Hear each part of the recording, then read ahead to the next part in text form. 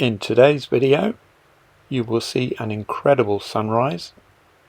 I get wet again, and I crash into a tunnel wall.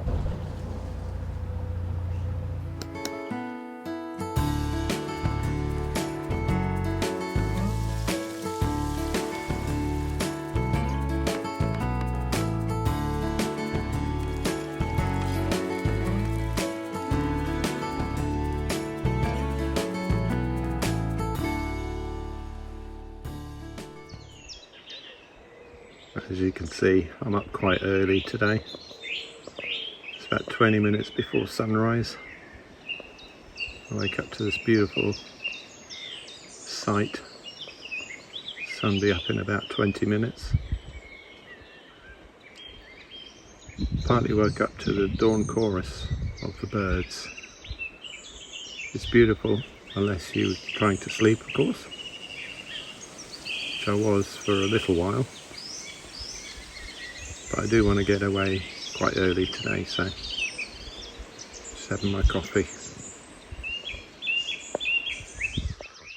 Alright, it's very early now, 6:30 thereabouts, and I'm about to start the engine. And sorry to all the boats who are close by if that wakes you up, but I need to get home, and took me 3 days to get here. I'm going to try and get back in too. So let's see how we go. As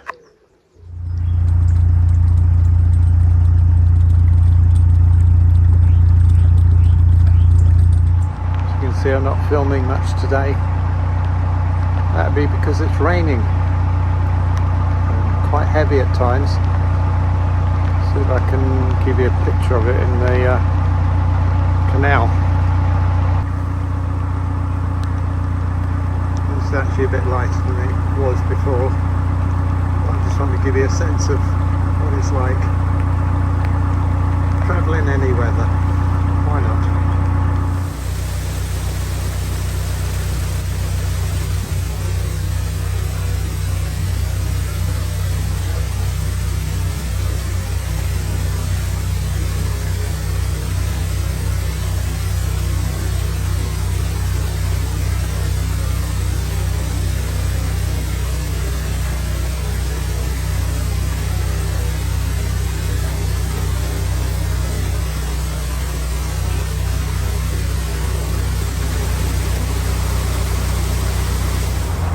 Just come out of Watford Locks, staircase locks.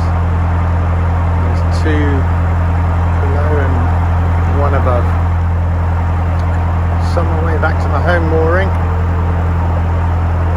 Should take 6 hours thereabouts, maybe a little bit more. At least the rain is finished from yesterday. I got absolutely soaked yesterday. At least I found my rain gear, which I thought was a good thing. Even with all the rain we had yesterday, the overflows are not overflowing. It's still much needed. Just coming up after the Watford Locks, got this restaurant. So they've got some igloos under tarpaulin there. It's called 71 Restaurant, formerly known as the Stag Head Inn. Looks very nice.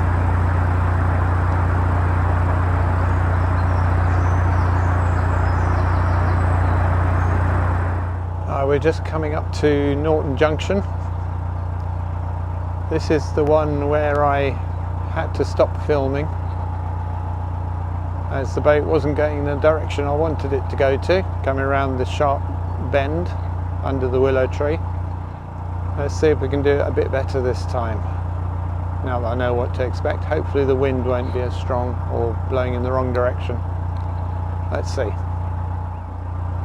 It is quite a sharp turn, about 100 degrees or so to the right from here. Not sure which way the wind is actually blowing at the junction, but hopefully it's from the left, because that will help turn the boat much easier. Looking at those trees by the junction, it looks like it might just be doing that.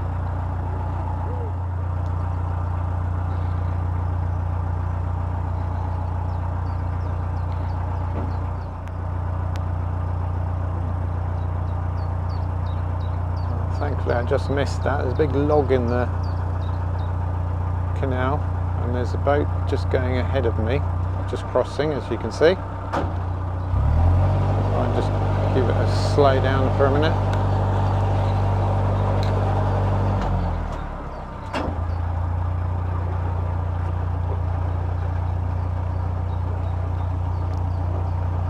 Right, they've waved me on saying it's clear, so that's good.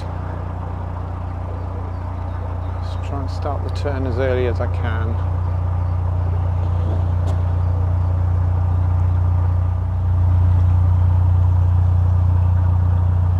I do have some ducks in the way, but they'll be out the way shortly. They always move. Morning.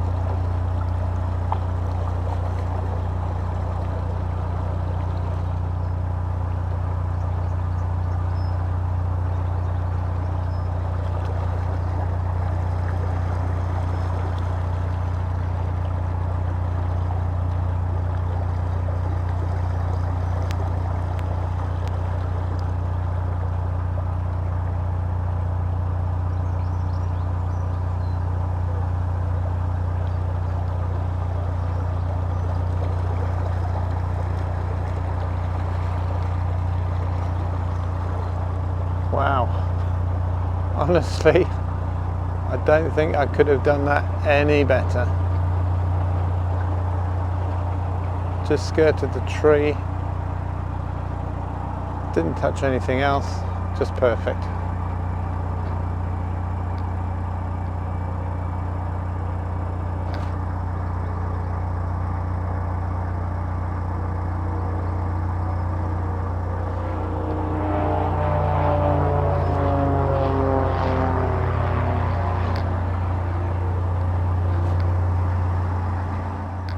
Now a little way up the canal, maybe a mile or two, is going to be Braunston Tunnel, which I'll take you through.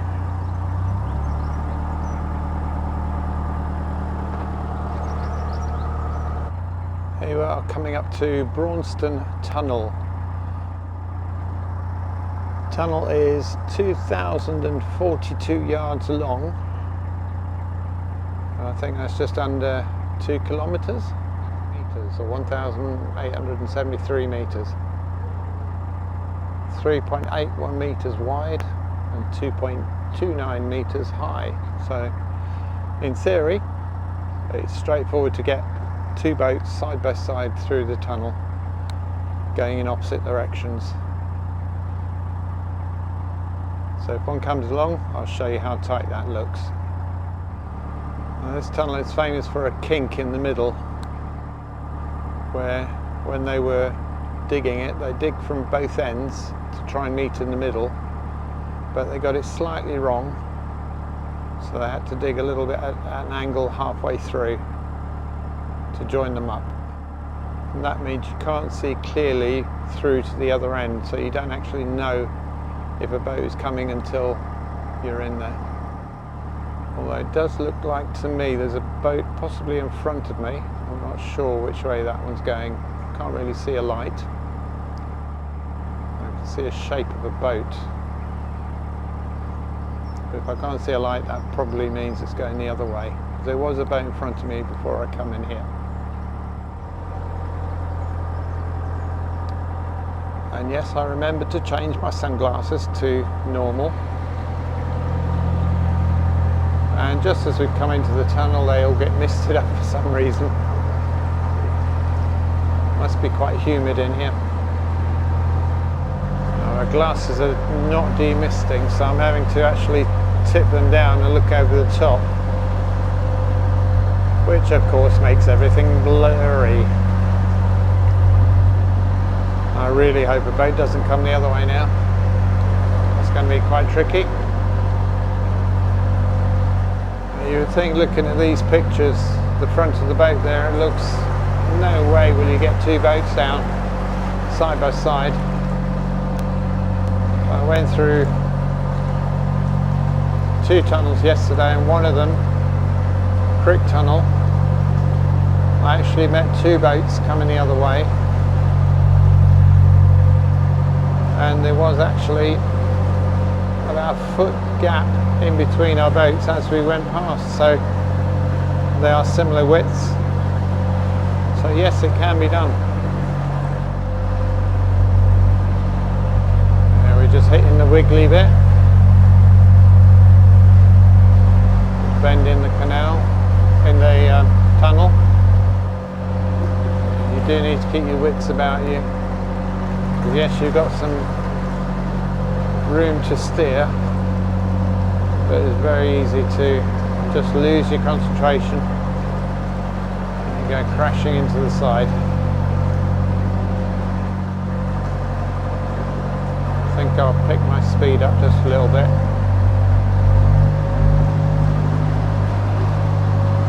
And just above us we've got one of the air holes or air vents. You may have just seen there. These holes were deliberately dug so that they could winch up the spoils from the tunnel as they dug it by hand, and they would also lower workers down that hole so they could get on with their work. It still boggles the mind that they dug these tunnels by hand and the canals. It's quite incredible.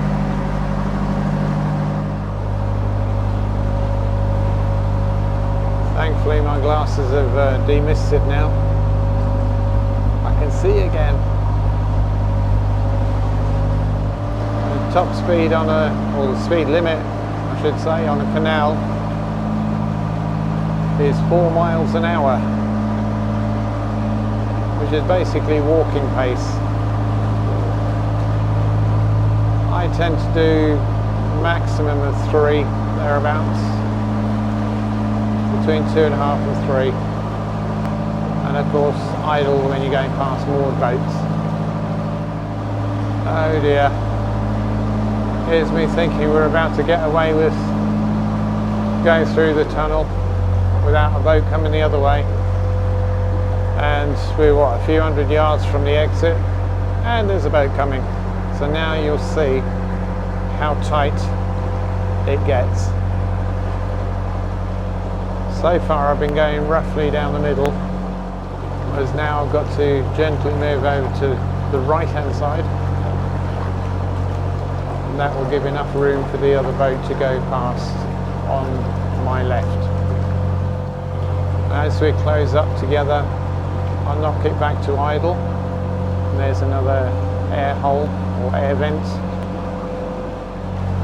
That obviously helps with the ventilation of the tunnel, because it's primarily diesel engines that come through here kicking out all those horrible fumes.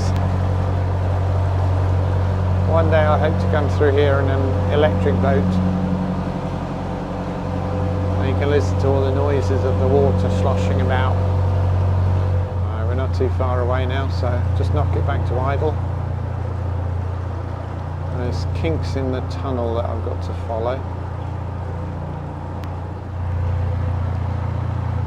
There we go, get nicely close to the edge now.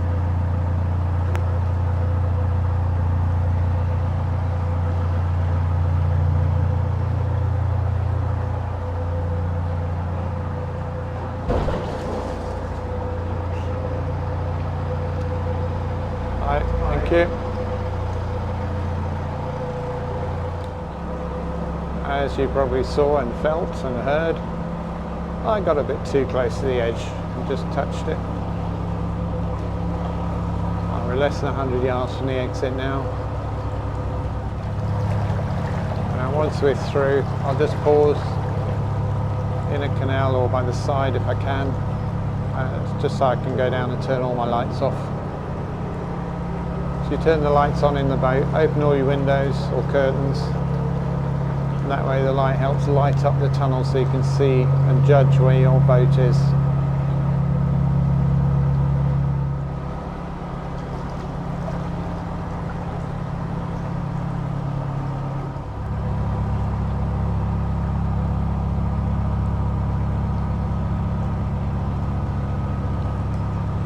And that is the Braunston Tunnel done. as we come out into the sunshine. Bright sunshine after the dark tunnel. I just want to do a little roundup of the trip that I've just done, or nearly done. We're just a couple of miles away or so from my home mooring. I wanted to do a reasonably long trip. It's been 5 nights, 6 days, travelling from Calcutta right the way up to the top of Foxton Locks. Had a fantastic time, loved every minute. Well, apart from maybe when I was getting extremely wet. Some of that rain was very heavy, but much needed and welcome. I want to learn a few things about my boat. The 12-volt system works absolutely great, absolutely fine, no problems at all with that. My biggest problem has been mains voltage power. There is none on this boat.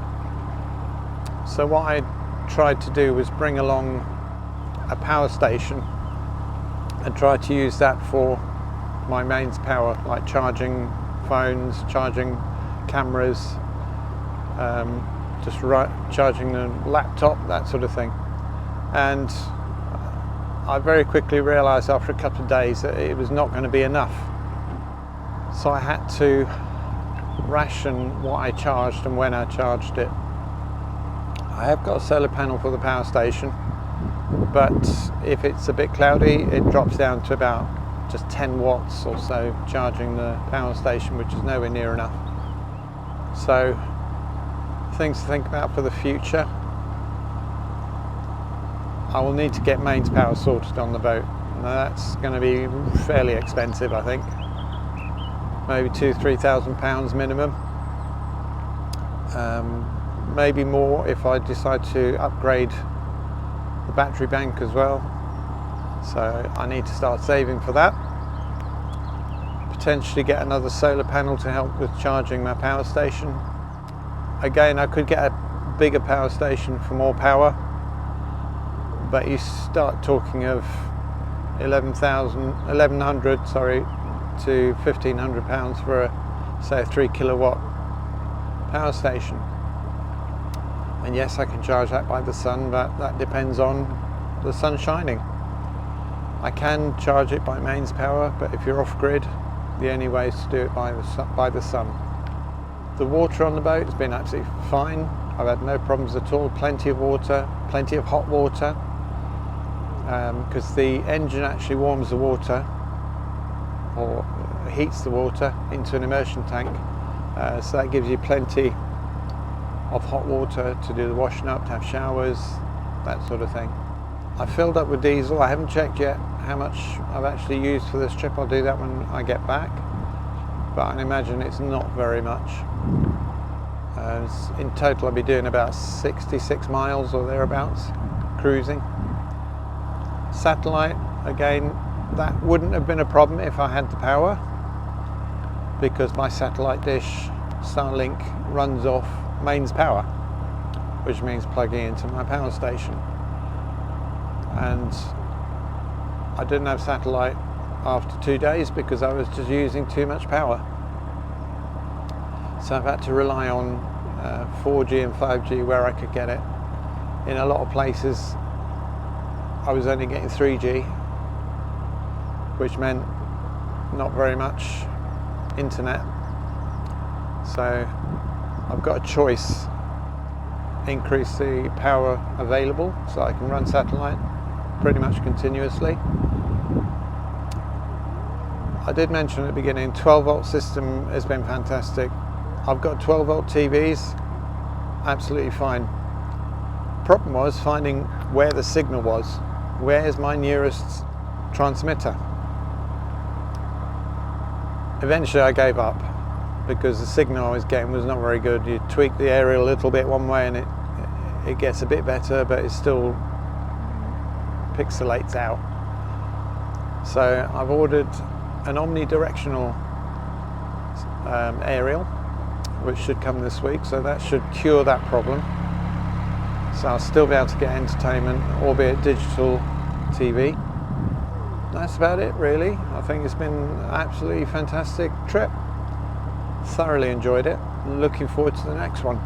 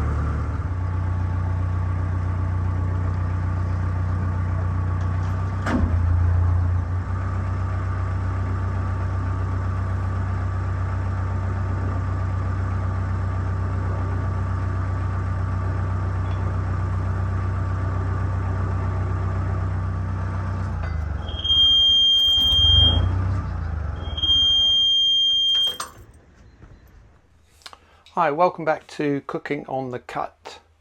Beautiful day, very warm again. However, I'm still going to be cooking today, even though it's a nice warm day. I'll give you a clue as to what I'm doing today. Does anyone know what this is? Well, it's actually a pizza slice. So you make your pizza, slide that underneath, and then put it in the oven. Right, there's two sides to making the pizza. The pizza base, that's the pastry bit, and the topping, or actually the sauce goes first and then the topping, and I'm going to show you each of those three stages to making an absolutely delicious pizza. Alright, I'm going to start with the pizza base. First of all, some double O grade flour. Now you can actually use ordinary flour. I prefer to use this as it produces a much better pastry or crust. And some salt. In here I've got some sugar and some yeast, and to that I'll be adding some lukewarm water, or 1/3 hot, 2/3 cold, and we're going to pour that water into there and let it ferment for a little while. And some oil, that will go into the pastry, into the base. First of all, I'm going to add the lukewarm water.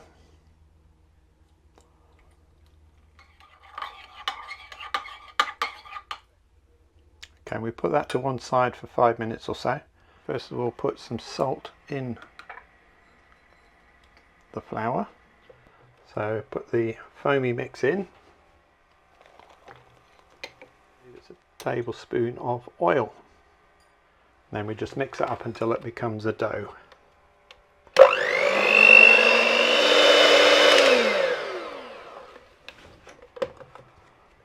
Alright, that's partly mixed, but I just wanted to talk about if if the dough looks like it's a bit too wet, then add a little bit more flour, tablespoon at a time. If it's too dry and it's not coming together, just a tablespoon or so of water, just until it gets to absolutely the right consistency. And you know that when it doesn't stick to your finger. And please only add 1 tablespoon at a time, even if you think it needs more. Okay, that looks really good now, because if I just tap my finger against it, it doesn't come away as damp. So that's just about perfect. So what I need to do now is to take it out of the bowl, bit of floured surface, and then knead it a little bit and shape it into a ball. It will stick a little bit to your fingers, but that's okay. That will soon stop once you get some of the flour onto the surface. As you can see, that's perfect now. Look at that. I shape it. I need to shape it into a ball, so I'm doing that sort of thing underneath to stretch it. Yeah, that's good. Then I'm going to take my bowl that I used to mix it in. I'm going to put a teaspoon of oil in there, spread that around, put the dough in there to prove, cover it with a bit of cling film. Now it should take up to an hour, but it's a very warm day today, so I'm expecting it to take a lot less time, maybe half an hour. But keep an eye on it until it's doubled in size. Right, next step is to make the sauce that's going to go on top of the pizza. Let me just show you the ingredients. Now I will say this is the simplest and by far the best pizza sauce that I've ever made. I've got 3 very simple ones. You go for quality, you get quality in return. Now these are actually Italian tomatoes. If you can get them, please get Italian tomatoes. 1 teaspoon of salt per tin of tomatoes and a bunch of basil, and that's it. So what we're going to do is put the tomatoes into the bowl, put the salt in there, mix that a little bit, then break up maybe half to 3/4 of the basil and put that in with the sauce. I forgot to say, these are actually finely chopped ones. You can get them as whole tomatoes, in which case you would then need to break them up yourself. So yeah, hopefully you can see that as I pour it in, it's coming out just about perfect. I don't think there's anything I need to do to that. Let's sprinkle the salt in there. Right, so if I grab a few of these leaves and show you what I'm going to do. Don't put the stalks in, just the leaves. Just going to tear them up. Don't chop them, just tear them.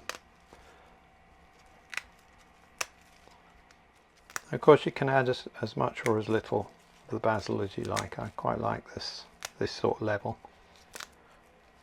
That's about 2/3 of the bunch I'm putting in. The bunch is 30 grams, so around about 20 grams or so. And then we just turn that in there a little bit, like that.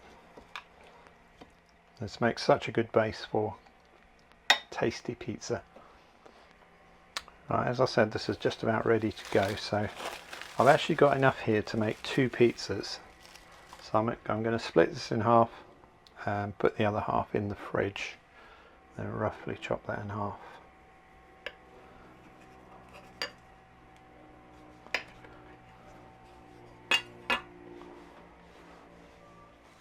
It's in the bowl. I'm going to cover it up. And the idea of putting it in the fridge, it arrests or stops the rising of the dough, so you can use it a bit later on. Right, now that I've split that, I'm actually not ready yet to start making the pizza, because that's proved a lot quicker than I was expecting it to. So I need to get cracking on with the ingredients that go on top. There was one thing that I did forget to mention with the sauce. Please do not cook it, because when you put it on your pizza, you're going to cook it at that stage. A lot of recipes get you to cook it, reduce it, all that sort of thing. But then you put it on your pizza and you cook it again. The effect of that is to make it lose flavour, so that's why you don't cook it. I'm about to show you what toppings I'm going to have on my pizza. You can have whichever toppings you prefer, whatever your favourite is, even if it's pineapple on it. Yuck, don't ever put pineapple on, please. Anyway, ingredients I'm going to use, I'm doing like a meat feast type thing. So let me just show you what that is. We'll start with a Kashmiri chili chicken. I've chopped them up quite finely. I'm going to add a teaspoon or so of chili powder in there, mix it up and then fry it off.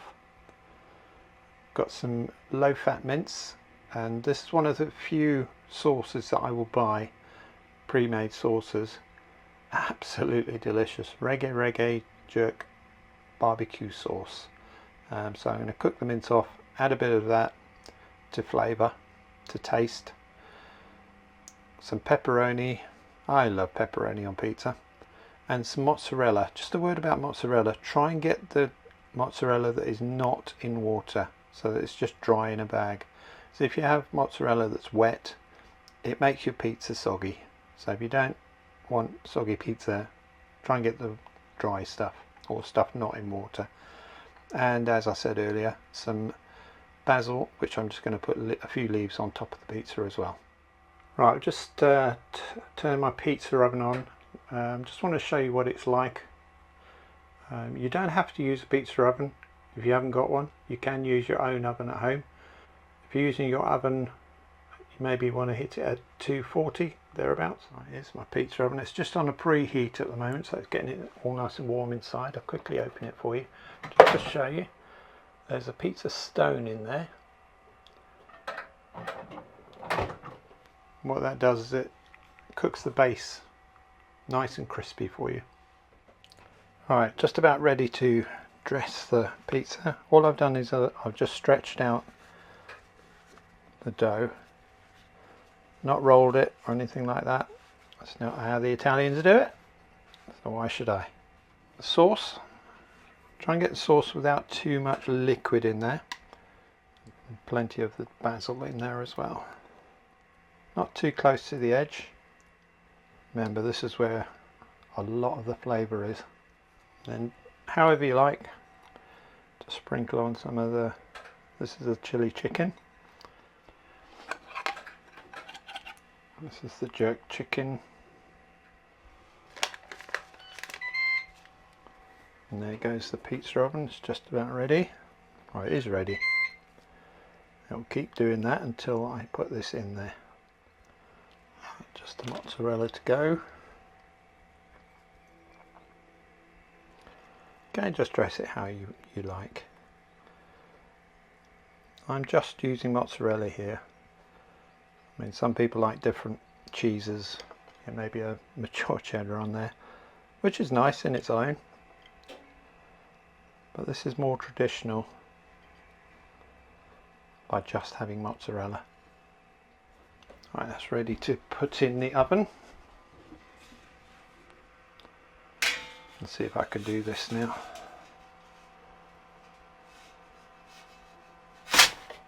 Oh, nearly. One thing I didn't say is I put some cornmeal flour, underneath the pizza so that it's easier to slide under, ready to go in the oven. Pizza ready to go in. The idea is you slide it in and then pull the slice out. Perfect. Right, so I'll see you in 13 minutes. Right, the timer is about to run out, so let's get ready. Cross my fingers. Hopefully it's turned out well. There you go. Let's have a look. Oh wow.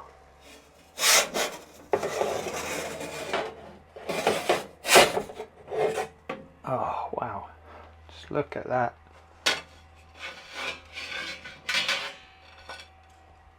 Super. And just have a look at that. Isn't that just